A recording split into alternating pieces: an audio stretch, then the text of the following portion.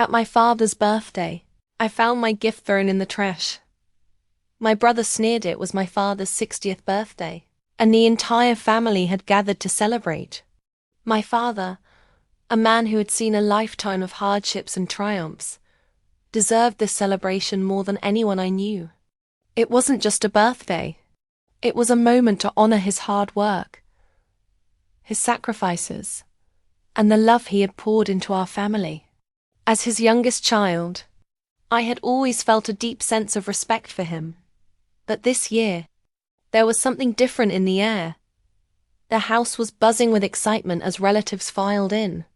Some distant cousins and others closer family.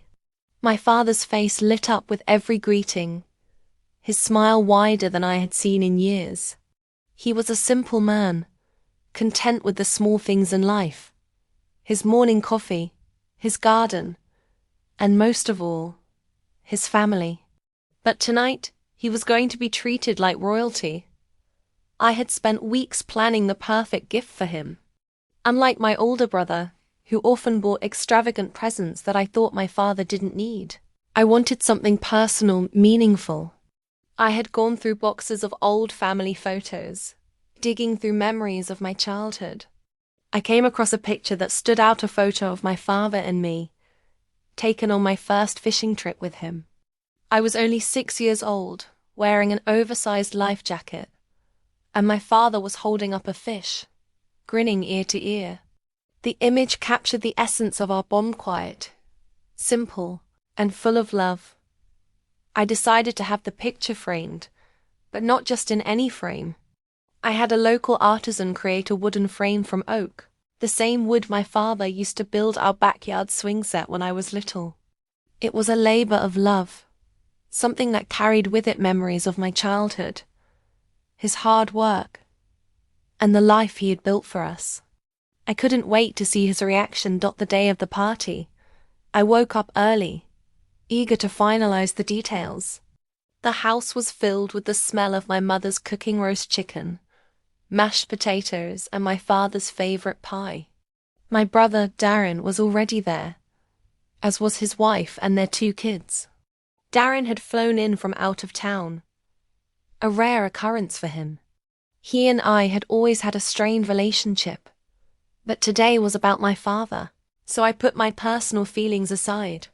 I walked into the living room carrying the framed photo, my heart racing. My father, who was seated in his favorite armchair, looked up and smiled when he saw me. "Is that for me?" he asked, his voice warm with affection. I nodded. "Happy birthday, Dad. I hope you like it." He took the frame gently from my hands, his eyes scanning it carefully. His expression softened, and for a moment, I thought I saw tears welling up in his eyes. This means so much to me," he said, his voice cracking with emotion. I smiled, feeling a deep sense of pride. This was the moment I had been waiting for. My father, always so humble, was visibly moved by the gift. It was everything I had hoped for. But then, just as the moment seemed perfect, Darren, my older brother, walked into the room. Darren was never one for sentimentality. He had always been the one who went for flashy, expensive gifts, the type that showed off his wealth and success. He was tall, good-looking, and had a charm that could win over anyone. He often took the spotlight, and I couldn't help but feel a twinge of resentment towards him. He had never really appreciated the quiet, meaningful gestures that I valued. As soon as Darren saw my father holding the frame, his face twisted into a sneer. "A picture?" he scoffed. "Seriously, that's your big gift?" I felt my heart sink. My father, still holding the frame, looked up at Darren with a gentle smile. "It's perfect, son. I love it." But Darren wasn't satisfied. He crossed his arms, leaning against the doorframe. "You've got to be kidding me. That's what you gave him? A photo? It's his 60th birthday, not a high school reunion." I bit my tongue, but I could feel my cheeks burn with embarrassment. I had put so much thought and effort into this gift, And yet Darren, who could easily buy any luxury item he wanted, was belittling it. My father, always the peacemaker, didn't seem fazed. "Darren," he said softly, "it's not about the gift. It's about the thought behind it." But Darren wasn't done. He pushed himself off the doorframe and walked towards the table where the other gifts were piled. Without a word, he grabbed a large, neatly wrapped box and handed it to my father. "Here, Dad. This is what you really deserve." My father took the box with a smile, but I could tell he wasn't as enthusiastic. He carefully unwrapped it, revealing a sleek, high-end watch. It was beautiful, elegant, and undoubtedly expensive. Darren had a knack for giving gifts like this flashy and impressive, but lacking the personal touch. "Wow," my father said, examining the watch. This is wonderful, Darren." "Thank you." Darren gave a half-hearted smile, clearly waiting for more praise. "I thought you'd like it. You've been talking about needing a new watch for a while now." I stood there, holding my breath. I wanted my father to appreciate my gift, but he seemed more focused on Darren's expensive gesture. My heart sank a little further, but I pushed it aside. After all, it was my father's day, and I didn't want to cause any trouble. The party went on, and soon it was time for dinner. As everyone gathered around the table, I couldn't help but notice the tension between Darren and me. I had always been the quiet one, the one who didn't seek attention. But today, I wanted my father to see that there was more to gifts than money. I wanted him to understand that I had put my heart into this. After the meal, people started mingling, and I decided to step outside for some fresh air. I walked into the backyard, where the evening breeze felt cool against my skin. I needed a moment to clear my head.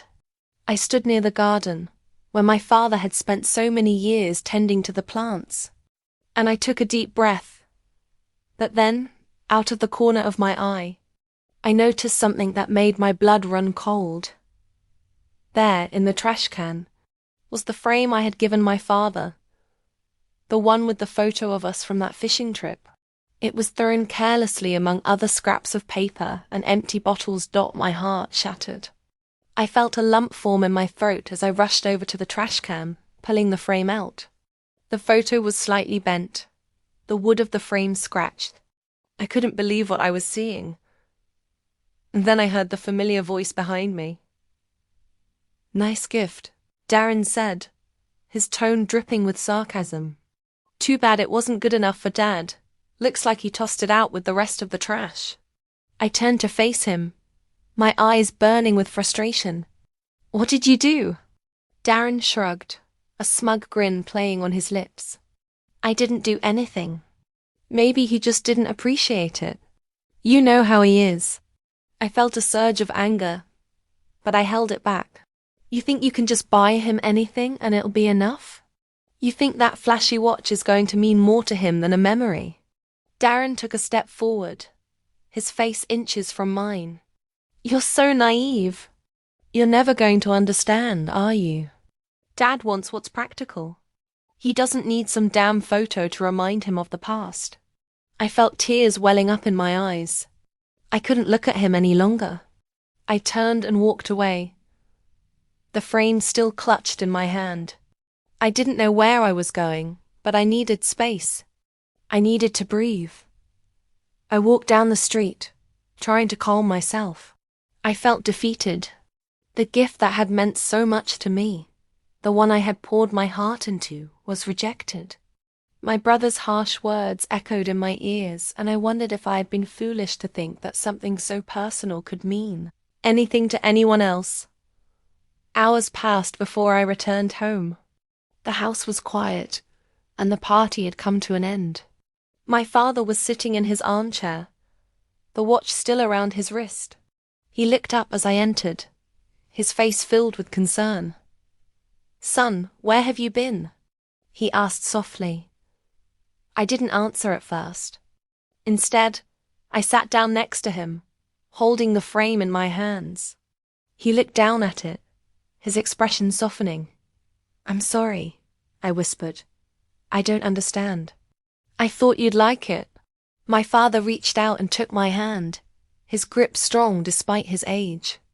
I do like it, he said gently. I just didn't know how to show it. I looked at him confused. What do you mean? He smiled sadly. Darren's gift was practical, yes, but the photo. It means more to me than you'll ever know.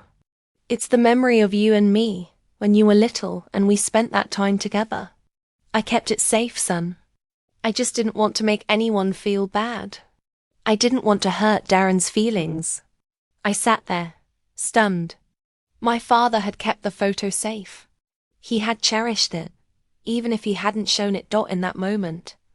I realized something. It wasn't about the gift. It wasn't about the price or the flashiness. It was about the love behind it, the thought, the time, the memories. And no matter how hard Darren tried to overshadow it, my father had seen the value of what I had given him. And that was enough.